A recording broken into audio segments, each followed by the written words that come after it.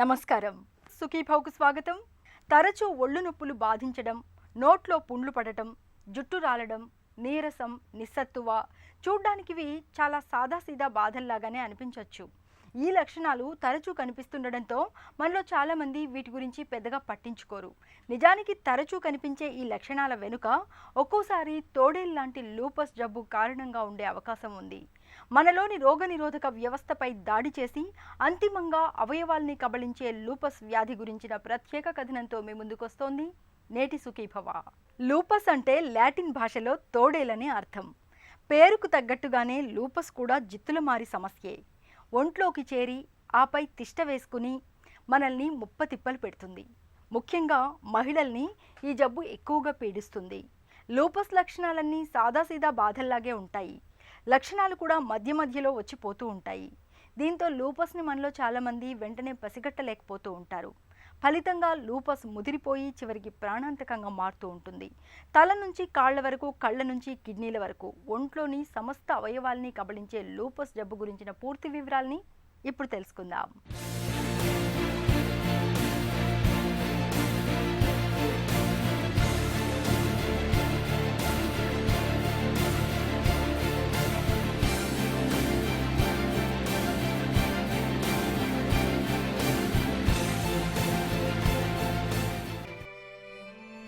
Lupus అనేది ఒక రకమైన ఆటో ఇమ్యూన్ సమస్య.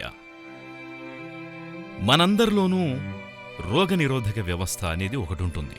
మనం జబ్బుల బారిన పడకుండా చూడడం దీని పని. ఇందుకోసం ఇది వ్యాధికారక సూక్ష్మక్రిముల వంటి వాటితో నిరంతరం పోరాడుతుంటుంది. అంతవరకు అవసరమే గాని కొన్నిసార్లు ఇది అతిగా పనిచేస్తూ విచక్షణ కోల్పోయి ఏకంగా మన శరీరంపైనే దాడికి దిగుతుంది. మన కావలి కుక్క మన మీదే దాడి చేసినట్లు ఇదో విపత్కర పరిస్థితి. ఈ దాడి మూలంగా చాలా రకాల సమస్యలు తలెత్తుతుంటాయి. వీటన్నింటినీ ఆటో ఇమ్యూన్ సమస్యలని పిలుస్తుంటారు. లూపస్ కూడా ఈ తరహా సమస్యే. కాకపోతే మిగతా ఆటో ఇమ్యూన్ వ్యాధులకి లూపస్కి తేడా ఏంటంటే మిగతావన్నీ ఏదో ఒక అవయవానికో వ్యవస్థకో పరిమితమైతే లూపస్ మాత్రం శరీరంలో తల నుంచి కాళ్ల వరకు, కిడ్నీల నుంచి గుండె వరకు చాలా వ్యవస్థలపైన, చాలా అవయవాలపైన దాడికి దిగి వాటిని తీవ్రంగా దెబ్బతీస్తుంటుంది. లూపస్ అంటే లాటిన్లో వుల్ఫ్ అని అర్థం. అంటే తోడేలు అంటారు తెలుగులో. తోడేలు ఎంత జిత్తులు మారిదో అలానే ఈ జబ్బు కూడా తరచూ రంగులు మారుస్తూ ఉంటుంది. ఎటు నుంచి ఏ ఆర్గాన్ పైన దాడి చేస్తుంది అన్నది ఎవ్వరూ ఊహించలేము. ఇది major auto immune disease. Auto immune disease అంటే మన బాడీలో ఉన్న రోగ నిరోధక శక్తి అంటే ఇమ్యూన్ సిస్టమ్. ఈ రెసిస్టెన్స్ పవర్ దారి తప్పటం వల్ల ఆటో యాంటీబాడీస్ అనేది ప్రొడ్యూస్ చేస్తుంది. ఈ ఆటో యాంటీబాడీస్ మన సొంత బాడీలో ఉన్న సొంత ఆర్గాన్స్ మీద ఎఫెక్ట్ చేసి ఆ ఆర్గాన్స్ని డ్యామేజ్ చేస్తుంది. ఏ ఆర్గాన్ పైన అయితే ఈ ఆటో యాంటీబాడీ ఎఫెక్ట్ పడుతుందో ఆ ఆర్గాన్కి సంబంధించిన లక్షణాలు బయటికి వస్తాయి. కొన్నిసార్లు ఈ లూపస్ పైకి ఎటువంటి లక్షణాలు లేకుండా ఉంటుంది. కేవలం టెస్టుల్లో మాత్రమే బయటపడుతుంది. ఇంకొన్నిసార్లు వెరీ మైల్డ్ డిసీజ్గా, ఒక్కొక్కసారి స్టార్టింగ్లోనే చాలా లైఫ్ థ్రెటనింగ్ అంటే ప్రాణాంతకంగా మారి ఒకేసారి బయటపడే అవకాశాలు ఉంటుంది. లూపస్ ఎందుకు వస్తుంది అన్నదానికి ఇప్పుడు వరకు మనకున్న ఎవిడెన్స్లో జన్యులోపం అంటే జెనెటిక్స్ ప్రీడిస్పోజిషన్ అనేది ముఖ్య కారణంగా ఉంటుంది. ఎవరికైతే ఈ జెనెటిక్ ప్రీడిస్పోజిషన్ అంటే జన్యులోపం వల్ల ఈ జబ్బు వచ్చే అవకాశాలు ఎవరిలో అయితే ఉంటాయో వారిలో కొన్ని ట్రిగ్గర్ ఫ్యాక్టర్స్ అనేవి ఇంపార్టెంట్. ఈ ట్రిగ్గర్ ఫ్యాక్టర్స్ ఈ జన్యులోపానికి సాయపడినప్పుడు ఈ జబ్బు అన్నది వస్తుంది. ఈ ట్రిగ్గర్ ఫ్యాక్టర్స్లో కామన్గా ఉండేది స్ట్రెస్ ఉన్నప్పుడు ఆటోమేటిక్గా ఈ జబ్బు అన్నది రావటం జరుగుతుంది. అలానే కొన్ని రకాలైన ఇన్ఫెక్షన్స్, వైరల్ ఇన్ఫెక్షన్స్ కానీ బ్యాక్టీరియల్ ఇన్ఫెక్షన్స్ కానీ ఈ జబ్బుని ట్రిగ్గర్ చేసే అవకాశాలు ఉంటుంది. ఇంకా కొంతమందిలో సన్లైట్, సూర్యరశ్మి, సూర్యకాంతి దీనివల్ల కూడా ఈ జబ్బు ట్రిగ్గర్ అయ్యే అవకాశాలు ఉంటుంది. ముఖ్యంగా ఈ జబ్బు రిప్రొడక్టివ్ ఏజ్ గ్రూప్ అంటే females of reproductive age group అంటే 25 నుంచి 40 సంవత్సరాల మధ్యలో ఉన్న ఫీమేల్స్లో ఎక్కువగా చూస్తూ ఉంటాం. ఈ ఏజ్ వారిలో ఈస్ట్రోజన్ అనే హార్మోన్ కూడా ఎక్కువగా ఉంటుంది. సో ఈస్ట్రోజన్ ఈ హార్మోన్ వల్ల జన్యులోపం ఉన్నప్పుడు ఈ వ్యాధి సంక్రమించే అవకాశాలు చాలా ఎక్కువగా ఉంటాయి. 50 ఏళ్ళు పైబడి లేదా 60 ఏళ్ళు పైబడిన వాళ్ళలో కూడా ఈ జబ్బు వచ్చే అవకాశాలు ఉంటాయి. అలానే 20 ఏళ్ళ లోపల చిన్న పిల్లల్లో కూడా వచ్చే అవకాశాలు ఉంటాయి. సో ఈ లూపస్ అన్నది ఏ వయసు వారికన్నా రావచ్చు, కానీ ముఖ్యంగా ఆడవాళ్ళలో రిప్రొడక్టివ్ ఏజ్ గ్రూప్ అనే 25 to 40 ఇయర్స్ మధ్య నుండే ఆడవాళ్ళలో వచ్చే అవకాశాలు ఎక్కువగా ఉంటాయి. లూపస్ చికాకు పెట్టే పెద్ద సమస్య, విస్మరిస్తే ప్రాణాంతకంగా తయారయ్యే సమస్య కూడా. అయినా మన ప్రాంతంలో ప్రజల్లో గాని వైద్య రంగంలో గాని దీనిపై సరైన అవగాహన ఉండడం లేదు. లక్షణాలపై సమగ్రమైన అవగాహన లేకపోతే లూపస్ వ్యాధిని గుర్తించడం మహాకష్టం. ఎందుకంటే మొదట్లో లూపస్ లక్షణాలు ఒంటి నొప్పులు, కీళ్ల నొప్పులు, జుట్టు రాలడం, నోట్లో పుండ్లు, చర్మంపై దురదలు, దద్దుర్లు, మైగ్రేన్ ఇలా చాలా సాదాసీదా బాధల్లాగే ఉంటాయి. లక్షణాల్లో కూడా అందరిలో అన్నీ ఉండవు. ఈ బాధలు ఎప్పుడూ ఉండవు, వస్తూ పోతూ మధ్య మధ్యలో ఉద్ధృతంగా అవుతుంటాయి. పైగా ఈ లక్షణాలన్నీ ఇతరత్రా సమస్యల్లో కనిపిస్తూ తప్పుదోవ పట్టిస్తుంటాయి. అందుకే దీన్ని గ్రేట్ ఇమిటేటర్ అని కూడా అంటుంటారు. వీటి వల్ల చాలా సందర్భాల్లో లూపస్ని సత్వరం గుర్తించడం కష్టంగా ఉంటుంది. ఫలితంగా వ్యాధి ముదిరిపోయి చాలా సందర్భాల్లో పరిస్థితి ప్రాణాల మీదకు వస్తుంది. కామన్గా ఈ లూపస్ చర్మం మీద లేదా కీళ్ళ మీద లేదా రక్తం మీద ఎఫెక్ట్ చూపెడుతుంది.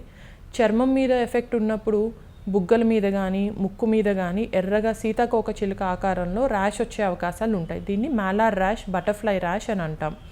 అట్లానే సన్కి ఎక్స్పోజ్ అయిన ఏరియాస్ అన్నిట్లో ఎర్రగా దద్దురు రావటం కానీ ఎర్రగా కందిపోవటం కానీ బాగా విపరీతమైన దురద ఉండటం కానీ జరుగుతుంది. దీన్ని ఫోటోసెన్సిటివిటీ అంటాం. దీర్ఘకాలికంగా మానని పుండ్లు లేదా చర్మం మీద అనేక చోట్ల వివిధ రకాలైన ర్యాష్ రావటం వంటివి కూడా ఈ లూపస్లో జరిగే అంశాలు. కీళ్ళ దగ్గర వాపులు, నొప్పులు రావటం అన్నది కూడా ఈ లూపస్లో జరుగుతుంది. జస్ట్ కీళ్ళ నొప్పులు అంటే చాలామంది ఇనీషియల్గా రుమటాయిడ్ ఆర్థరైటిస్ అని డయాగ్నోస్ చేస్తాం. కానీ యంగ్ ఏజ్లో కీళ్ళ నొప్పులు, వాపులు అట్లాంటి ఏదన్నా ఉందంటే రుమటాయిడ్ ఆర్థరైటిస్ కన్నా ముందు అది SLE అవునా కాదా అన్నది చూసుకోవటం చాలా ఇంపార్టెంట్. అలానే తరచుగా రక్తం తగ్గిపోవటము, ఒంట్లో తెల్ల రక్త కణాలు అంటే వైట్ సెల్స్ తగ్గిపోవటము, అలానే ప్లేట్లెట్స్ తగ్గిపోవటం అన్నది కూడా చాలా తరచుగా చూసే అంశం లూపస్లో. సో ఇట్లా ఇనీషియల్ సిమ్టమ్స్ ఉన్నప్పుడు లూపస్ని మనం సస్పెక్ట్ చేయటం అన్నది ఎంతో అవసరం. చిన్న వయసులోనే అంటే యుక్త వయసులోనే హార్ట్ అటాక్ రావటము లేదా పెరాలసిస్ రావటం అన్నది కూడా ఈ లూపస్లో జరుగుతుంది. చిన్న వయసులో ఒక ఆర్గాన్ కన్నా 2-3 ఆర్గాన్స్ మీద ఎఫెక్ట్ పడి అంటే మెదడు మీద, ఊపిరితిత్తుల మీద, గుండె మీద, లివర్ మీద, కిడ్నీ మీద ఒకటి కన్నా ఎక్కువ అవయవాలు ఎఫెక్ట్ అయినాయి అంటే ఈ సిస్టమిక్ ఆటో ఇమ్యూన్ డిసీజ్ ఉంది అని అనుమానించడం కూడా ఎంతో ఇంపార్టెంట్. అలానే చిన్న వయసులోనే బీపీ రావటము, కిడ్నీ మీద ఎఫెక్ట్ పట్టము, కిడ్నీ ఫెయిల్యూర్ ఇటువంటి లక్షణాలకు కూడా లూపస్ అన్నది ఒక ఇంపార్టెంట్ కారణం. పేషెంట్స్ యొక్క రిలేటివ్స్ అంటే వాళ్ళ ఫ్యామిలీలో అదర్ మెంబర్స్కి ANA అనేది కూడా పాజిటివ్ ఉండొచ్చు. ఇట్లా పాజిటివ్ ఉన్నప్పుడు వాళ్ళలో ఏ లక్షణాలు లేకపోయినా సరే ఫ్యామిలీలో ఆల్రెడీ ఒక పేషెంట్కి లూపస్ ఉన్నప్పుడు ఆ రిలేటివ్స్ని కూడా క్లోజ్ ఫాలో అప్లో పెట్టాల్సిన అవసరం పడుతుంది. ఇలా కాకుండా కొంతమందిలో డైరెక్ట్గానే దగ్గులో విపరీతమైన రక్తం పోవటము, ఊపిరితిత్తులోకి సరిగ్గా ఆక్సిజన్ వెళ్ళకుండా ఆయాసం రావటం, మొహమంతా ఉబ్బిపోవటం, సడన్గా హార్ట్ ఫెయిల్ అవటం, సడన్గా లంగ్ ఫెయిల్ అవటం అన్న విషయాలను కూడా చూస్తూ ఉంటాము. రికరెంట్గా గర్భస్రావం జరగటం అంటే రికరెంట్గా అబార్షన్స్ జరగటానికి కూడా SLE అనే జబ్బు కారణం అవుతుంది. షుగర్ జబ్బుని నిర్లక్ష్యం చేస్తే అది కళ్ళ నుంచి కాళ్ల వరకు శరీరంలోని అన్ని అవయవాల్ని కబళిస్తుంది. లూపస్ కూడా షుగర్ జబ్బులాగే మన ఒంట్లోని అన్ని అవయవాలపైన ప్రభావం చూపిస్తుంది. లూపస్ వ్యాధిలో జుట్టు రాలడం, నోట్లో పుండ్లు, నంజు పొక్కులు, చర్మంపై దురదలు, దద్దుర్లు ఇలా చాలా వరకు అన్ని సాధారణ సమస్యల్లాగే ఉంటాయి. ఇక అవయవాలపై లూపస్ దాడి మొదలైనప్పుడు ఆ అవయవాల తాలూకు బాధలు మొదలవుతూ ఉంటాయి. ఉదాహరణకు కీళ్లపై లూపస్ దాడి మొదలైనప్పుడు కీళ్ల నొప్పులు బాధిస్తూ ఉంటాయి.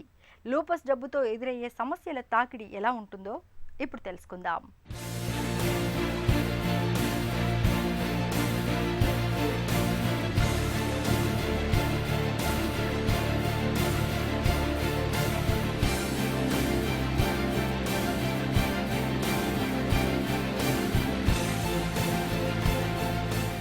లూపస్ వ్యాధిలో ఒంట్లోని చాలా అవయవాలపై దాడి జరగొచ్చు. లూపస్ కారణంగా రక్తం ప్రభావితమైతే విపరీతమైన రక్తహీనత వస్తుంది. హిమోగ్లోబిన్, ఎర్ర రక్త కణాలు, తెల్ల రక్త కణాల సంఖ్య బాగా తగ్గుతుంది. లింఫోసైట్ కణాలు, ప్లేట్లెట్లు బాగా తగ్గుతుంటాయి. డెంగీ జ్వరం లాంటి ప్రత్యేకమైన కారణమేదీ లేకుండా ప్లేట్లెట్లు తగ్గినట్లు గుర్తిస్తే వారిలో లూపస్ లక్షణాలేమైనా ఉన్నాయేమో గమనించాలి. లూపస్ కీళ్ల మీద దాడి చేసినప్పుడు కీళ్లల్లో వాపు, నొప్పి వంటివి మొదలవుతాయి. కిడ్నీలు ప్రభావితమైతే లూపస్ సైప్రటిస్ అనే సమస్య మొదలై చివరికి కిడ్నీ వైఫల్యానికి దారితీస్తుంది. గుండెపై దాడి జరిగినప్పుడు గుండె కండరం వాచిపోవడం, ఒంట్లో నీరు చేరడం వంటి సమస్యలు బయలుదేరతాయి. లూపస్ ఊపిరితిత్తులపై దాడి చేస్తే శ్వాస కష్టమైపోయే ఇంటర్స్టీషియల్ లంగ్ డిసీజ్ తలెత్తవచ్చు. లూపస్ బాధితులకి మెదడు ప్రభావితమైతే చిత్తభ్రాంతి, ఫిట్స్ రావడం, విషయగ్రహణ శక్తి తగ్గడం, అలాగే దాడి మరీ తీవ్రంగా ఉంటే శరీరంలో సగభాగం చచ్చుబడినట్టు కూడా అవ్వచ్చు.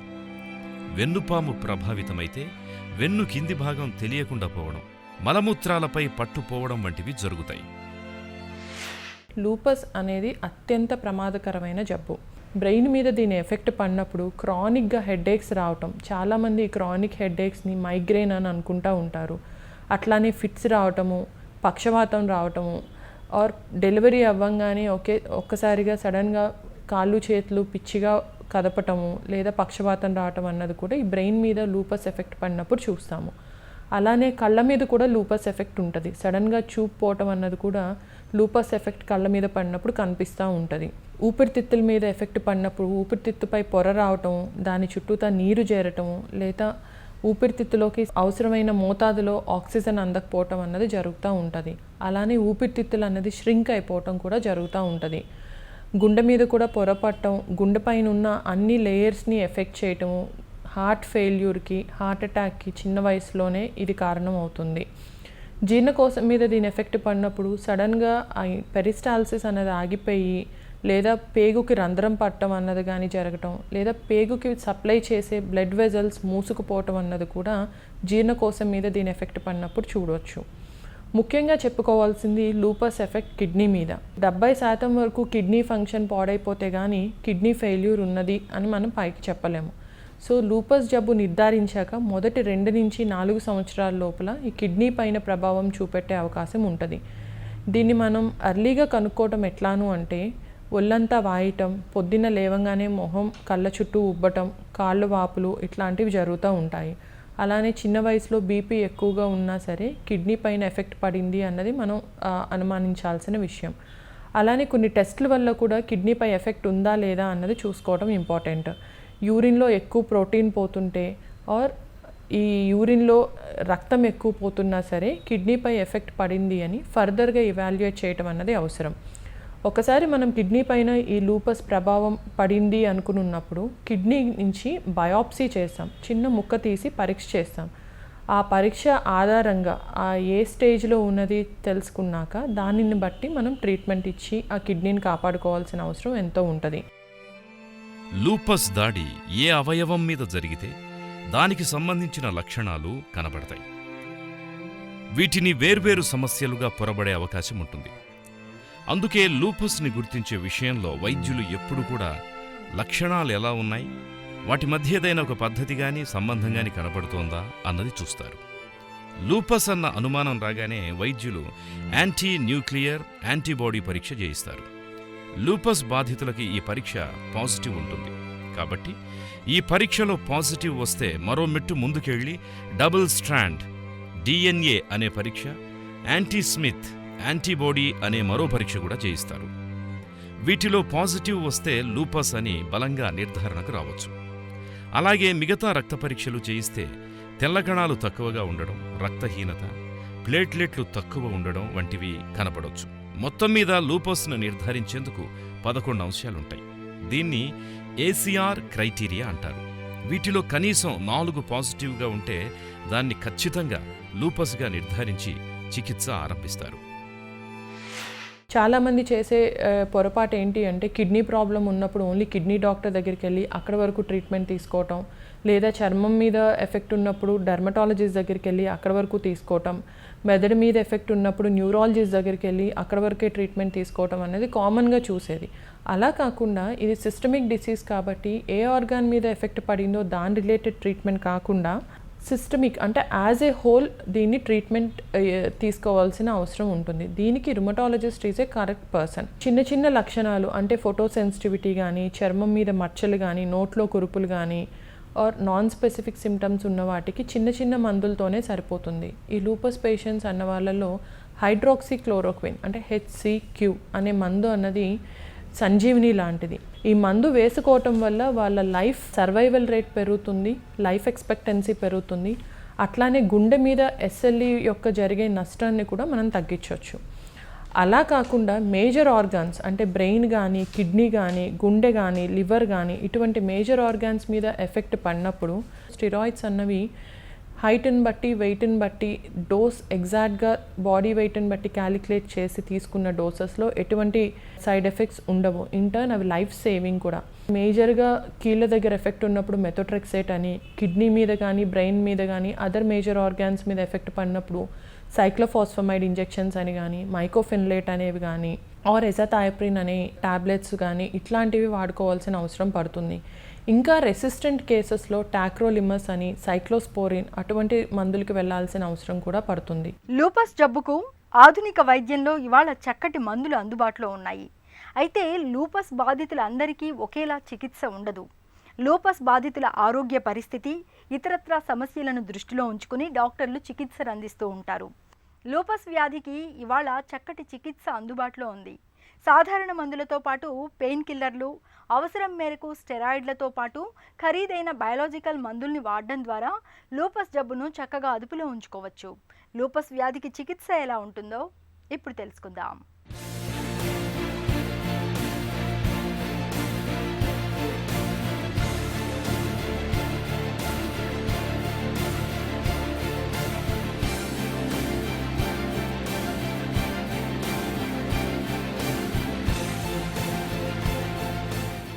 బాధితుల పరిస్థితిని బట్టి లూపస్ చికిత్స మారిపోతుంటుంది.